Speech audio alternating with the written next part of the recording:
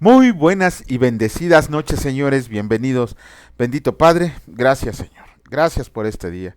Gracias por tu eterna misericordia, tu gracia y tu amor. Gracias por este tiempo, Señor, y que todo lo que hagamos sea para tu gloria, para tu honra, para el crecimiento de tu reino, Señor. Nosotros solo somos siervos haciendo lo que nos has mandado a hacer. Te agradecemos, Señor, por darnos la oportunidad nuevamente de escuchar tu palabra, pero sobre todo de oír tu voz, Señor, y comprender el plan que tienes para nosotros. Te alabamos y te bendecimos en el precioso nombre de tu Hijo Cristo Jesús. Amén. Muy buenas noches, señores, bienvenidos. Pues ya estamos de nueva cuenta aquí y vamos a comenzar con la reflexión de que hace nuestro hermano Raimundo acerca de los versículos del día de hoy, que fueron del Evangelio de Lucas, del capítulo 9, versículos 23 y 24, y que escrito está: Y decía a todos: si alguno quiere venir en pos de mí, niéguese a sí mismo, tome su cruz cada día y sígame, porque todo el que quiera salvar su vida la perderá, y todo el que pierda su vida por causa de mí, éste la salvará. La invitación que nos hace nuestro Maestro, Señor y Salvador Jesús es contundente para que se cumpla lo que escrito está. Y les dijo: vengan en pos de mí y los haré pescadores de hombres. Así empezamos a ser discípulos para participar en la misión evangelizadora, con doctrina, ciencia, lectura y oración permanente en toda circunstancia. Eso es. Con la dirección de nuestro Maestro Jesús, aprendiendo a vivir en obediencia a sus mandatos, dando testimonio a todo lo que nos rodean. Aleluya. Híjole, eso de negar su cruz, todos nos decimos seguidores de Cristo, todos nos decimos cristianos, como comentábamos el día de ayer, pero pocos somos en verdad los que nos atrevemos a cargar a tomar nuestra cruz, más bien a tomar nuestra cruz y a tener la mente de Cristo. Es algo que se oye fácil, pero no es fácil.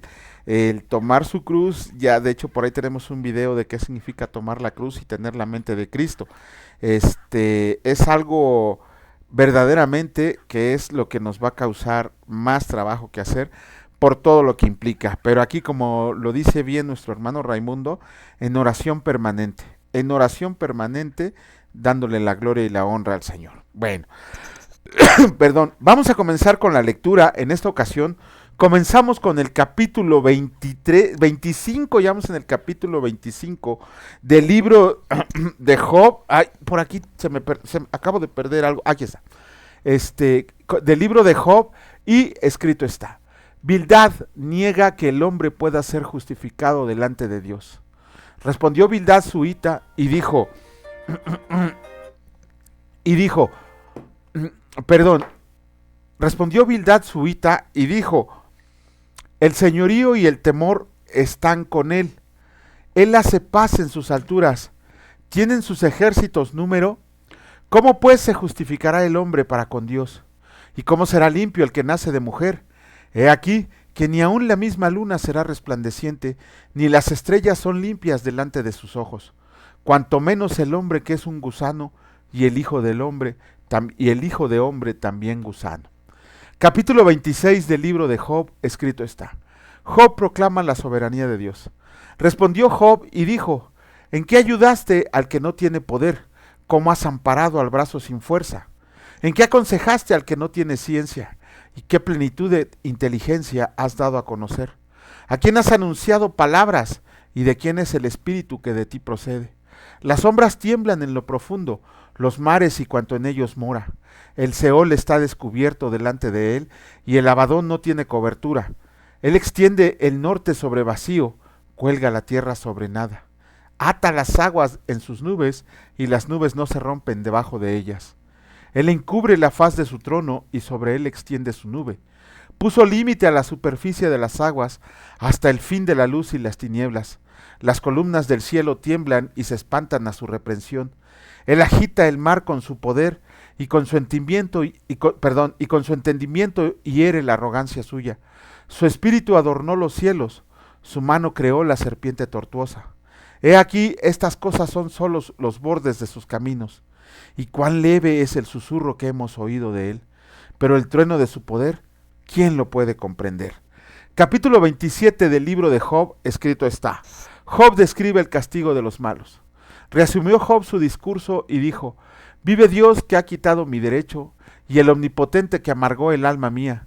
Que todo el tiempo que mi alma esté en mí, y haya hálito de Dios en mis narices, mis labios no hablarán iniquidad, ni mi lengua pronunciará engaño. Nunca tal acontezca que yo los justifique. Hasta que muera no quitaré de mí mi iniquidad. Perdón, hasta que muera no quitaré de mí mi integridad. Mi justicia tengo asida y no la cederé. No me reprochará mi corazón en todos mis días. Sea como el impío mi enemigo y como el inicuo mi adversario. Porque, ¿cuál es la esperanza del impío por mucho que hubiera robado? ¿Cuándo Dios le quitará la vida? ¿Oirá Dios su clamor? Cuando la tribulación viniera sobre él, ¿se deleitará en el omnipotente? ¿Invocará a Dios en todo tiempo? Yo les enseñaré en cuanto a la mano de Dios. No esconderé lo que hay para con el omnipotente. He aquí que todos ustedes lo han visto. ¿Por qué? Pues se han hecho tan enteramente vanos. Esta es para con Dios la porción del hombre impío, y la herencia que los violentos han de recibir del omnipotente. Si sus hijos fueran multiplicados serán para la espada, y sus pequeños no se saciarán de pan. Los que de él quedaren en muerte serán sepultados, y no los llorarán sus viudas, aunque amontone plato como polvo y prepare ropa como lodo, la habrá preparado él, mas el justo se vestirá, y el inocente repartirá la plata. Edificó su casa como la polilla y como enramada que hizo el guarda. Rico se acuesta, pero por última vez abrirá sus ojos y nada tendrá. Se apoderarán de él terrores como aguas, torbellino lo arrebatará de noche. Lo eleva el solano y se va, y tempestad lo arrebatará de su lugar. Dios, pues, descarga sobre él y no perdonará. Hará él por huir de su mano, batirán las manos sobre él, y desde su lugar le silbarán. Con eso terminamos el día de hoy la lectura de los capítulos correspondientes del libro de Job, y otra vez vemos que sus supuestos amigos, en esta ocasión le tocó a Bildad, acusar a Job. Ahora sí ya lo están acusando directamente de pecado y de maldad, de que él no se puede justificar delante de Dios por el pecado que ha cometido, que lo más conveniente es que él pida perdón para ver si Dios se apiada de él y le otorga su misericordia. Pero Job le responde a Bildad dándole una muestra de la soberanía de Dios, del poder de Dios. Más bien, vemos ahí que Job le dice que Dios es el que le ha puesto límite a las aguas, que Dios es el que hace colgar la tierra sobre la nada, que Dios es el que hace absolutamente todo y que no hay nadie que se compare a él. Y ya en el último capítulo vemos que Job por fin se da cuenta que aún y cuando las gentes perversas, aquellos que amontonan riquezas, aquellos que se aprovechan del pobre, del justo, de las viudas y de los huérfanos, van a tener un fin en el cual no se van a llevar absolutamente nada. Job lo dice muy claramente, que abrirán por última vez sus ojos y verán que ya no tienen absolutamente nada. El afán de riqueza, el afán de poder en algunas gentes los hace pasar por quien sea, los hace cometer cuestiones abominables a los ojos de Dios, los hace llenarse de maldad. Y sin embargo, ¿de qué les sirve tener tanto poder y tanta riqueza en esta tierra, en esta efímera vida que el Señor nos da, para que por toda la eternidad sean castigados por esas injusticias que cometieron, por ese desconocimiento de nuestro Dios Padre Todopoderoso?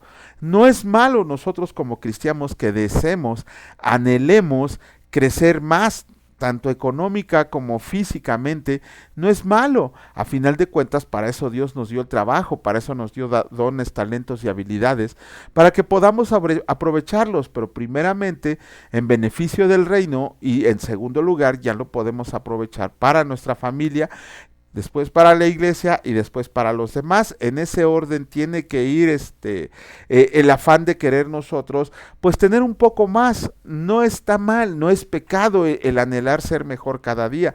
Se convierte en pecado cuando ponemos el afán de las riquezas, el afán de poder, por encima de Dios. Entonces ahí sí estamos rindiendo adoración a otra a otra cosa que no es Dios.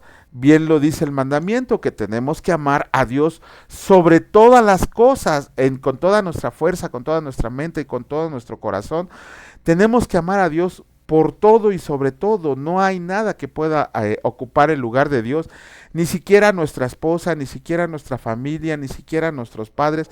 Absolutamente nada puede ocupar el lugar de Dios. Entonces tenemos que tener mucho cuidado cuando por ese afán de ascender un poco más económicamente, físicamente, socialmente, empecemos a hacer cosas que no son agradables al Señor, o inclusive que nos olvidemos de Dios para poder lograr esos fines. Cuando empezamos a descuidar las cosas de Dios para poner atención a las cosas de este mundo, aguas, porque ahí ya no estamos adorando al Señor, estamos adorando a este mundo. Y aquí, como bien dice Job, podremos tener todo el oro del mundo, toda la plata del mundo. Sin embargo, el día que exhalemos nuestro suspiro final, nos vamos a dar cuenta que no nos vamos a llevar absolutamente nada, ninguna posición de poder, ninguna riqueza, por mucho que la hayamos amontonado, jamás nunca nos podremos llevar nada, y lo peor es el lugar hacia donde vamos. Pero bueno, y me refiero a aquellos que no aceptaron a Jesucristo como Señor y Salvador, sino todos aquellos que decidieron de manera razonada darle la espalda a nuestro Dios. Pero bueno, ahora sí, vamos a comenzar con el capítulo 12 del libro de Hechos de los Apóstoles, y escrito está: Jacobo muerto, Pedro encarcelado. En aquel mismo tiempo el rey Herodes echó mano a algunos de la iglesia para maltratarlos, y mató a espada a Jacobo, hermano de Juan. Y viendo que esto había agradado a los judíos, procedió a prender también a Pedro. Eran entonces los días de los panes sin levadura, y habiéndolo tomado preso, le puso en la cárcel, entregándole a 4 grupos de 4 soldados cada uno, para que lo custodiaran, y se proponía sacarlo al pueblo después de la Pascua. Así que Pedro estaba custodiado en la cárcel, pero la iglesia hacía sin cesar oración a Dios por él. Pedro es librado de la cárcel. Y cuando Herodes le iba a sacar aquella misma noche, estaba Pedro durmiendo entre 2 soldados, sujeto con 2 cadenas, y los guardas delante de la puerta custodiaban la cárcel. Y he aquí que se presentó un ángel del Señor, y una luz resplandeció en la cárcel, y tocando a Pedro en el costado, le despertó, diciendo: Levántate, Pedro. Y las cadenas se le cayeron de las manos. Le dijo el ángel: Cíñete y átate las sandalias. Y lo hizo así. Y le dijo: envuélvete en tu manto y sígueme. Y saliendo le seguía, pero no sabía que era verdad lo que hacía el ángel, sino que pensaba que veía una visión. Habiendo pasado la primera y la segunda guardia, llegaron a la puerta de hierro que daba a la ciudad, la cual se les abrió por sí misma, y salidos pasaron una calle, y luego el ángel se apartó de él. Entonces Pedro, volviendo en sí, dijo: ahora entiendo verdaderamente que el Señor ha enviado su ángel y me ha librado de la mano de Herodes y de todo lo que el pueblo de los judíos esperaba. Y habiendo considerado esto, llegó a casa de María, la madre de Juan, el que tenía por sobrenombre Marcos, donde muchos estaban reunidos orando. Cuando llamó Pedro a la puerta del patio, salió a escuchar una muchacha llamada Rode, la cual, cuando reconoció la voz de Pedro, de gozo no abrió la puerta, sino que corriendo adentro, dio la nueva de que Pedro estaba a la puerta, y ellos le dijeron: estás loca. Pero ella aseguraba que así era. Entonces ellos decían: es su ángel. Mas Pedro persistía en llamar, y cuando abrieron y le vieron, se quedaron atónitos. Pero él, haciéndoles con la mano señal de que callaran, les contó cómo el Señor le había sacado de la cárcel, y dijo: hagan saber esto a Jacobo y a los hermanos. Y salió y se fue a otro lugar. Luego que fue de día, hubo no poco alboroto entre los soldados sobre que había sido de Pedro. Mas Herodes, habiendo buscado sin hallarlo, después de interrogar a los guardas, ordenó llevarlos a la muerte. Después descendió de Judea a Cesarea y se quedó ahí. Muerte de Herodes.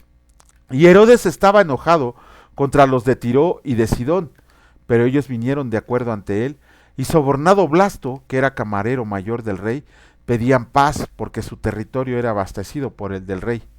Y un día señalado, Herodes, vestidos de ropas reales, se sentó en el tribunal y les arengó, y el pueblo aclamaba gritando: voz de Dios y no de hombre.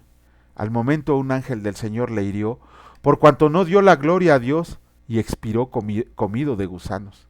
Pero la palabra del Señor crecía y se multiplicaba. Y Bernabé y Saulo, Cumplido su servicio, volvieron de Jerusalén, llevando también consigo a Juan, el que tenía por sobrenombre Marcos. Híjole, bueno, con eso terminamos la lectura del capítulo 12 del libro de los Hechos, y primero que nada vemos aquí cómo las oraciones son respondidas por el Señor cuando es por su causa y conforme a su propósito y voluntad. Vemos que desgraciadamente la palabra nos muestra que murió el primero de los apóstoles, Jacobo. ¿Se acuerdan? El hermano de Juan, los que tenían por sobrenombre hijos del trueno, ¿no? Eran hijos de Zebedeo.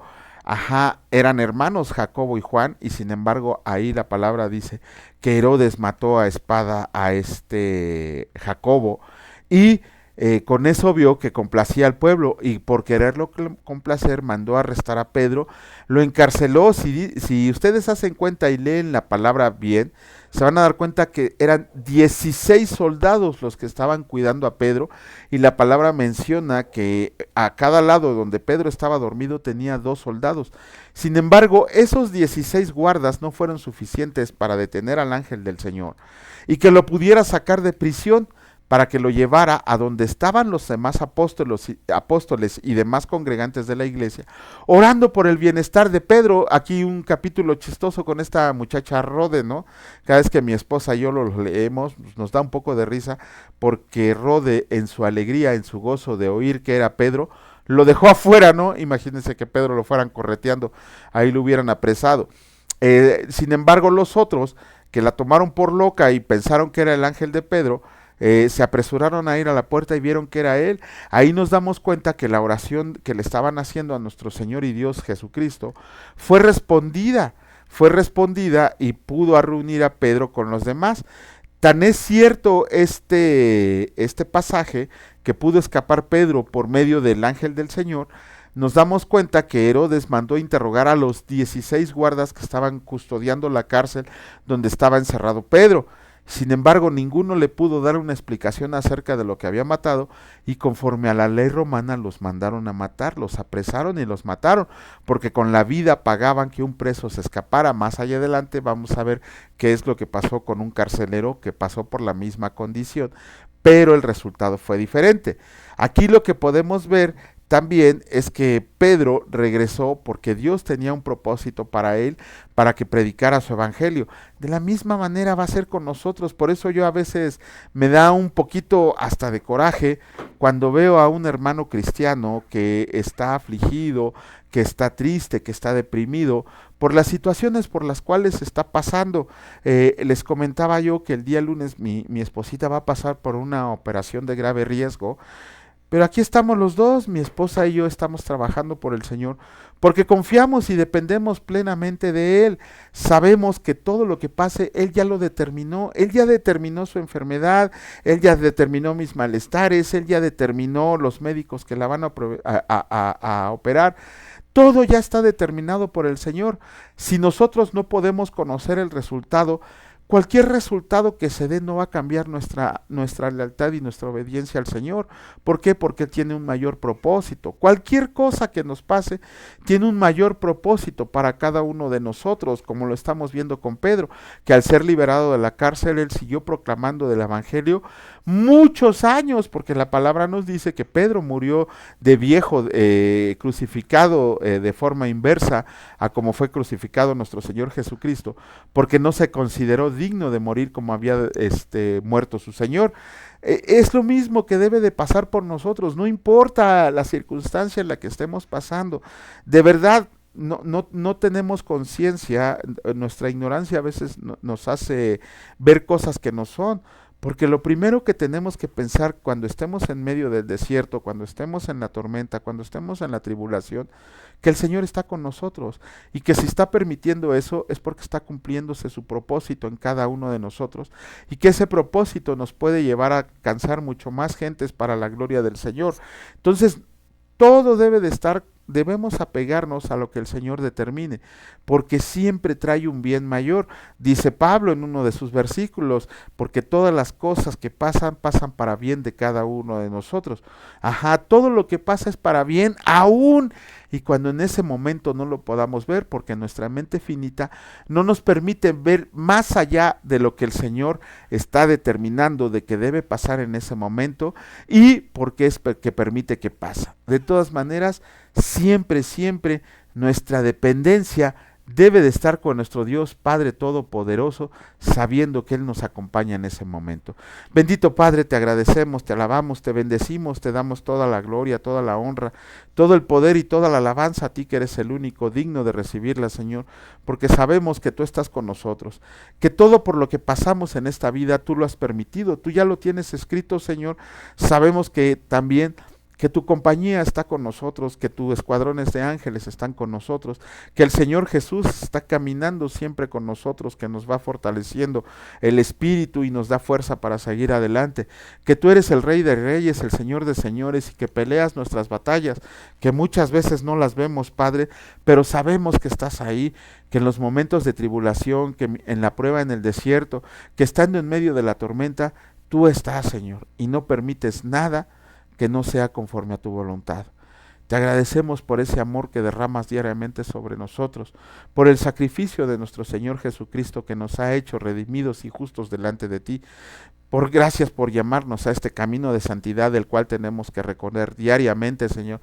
No un sábado, no un domingo, diariamente, Señor, tenemos que estar meditando en tu palabra, pensando en ti, obedeciéndote en ti.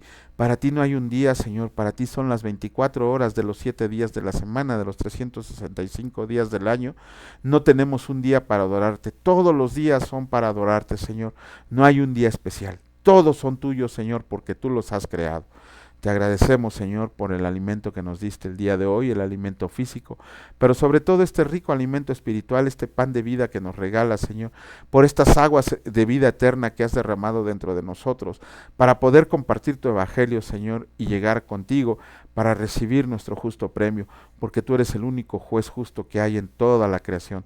Te agradecemos, Señor, porque sabemos que el día de mañana nos levantarás con renovados bríos para seguir con este ardor en el corazón de llevar tu palabra a quien la necesita. Te alabamos y te bendecimos en el precioso nombre de tu Hijo, Cristo Jesús. Benditos sean por siempre y para siempre. Amén. Que Dios les bendiga, señores, y si Dios lo permite, aquí nos vemos el día de mañana. Cuídense mucho. Hasta luego.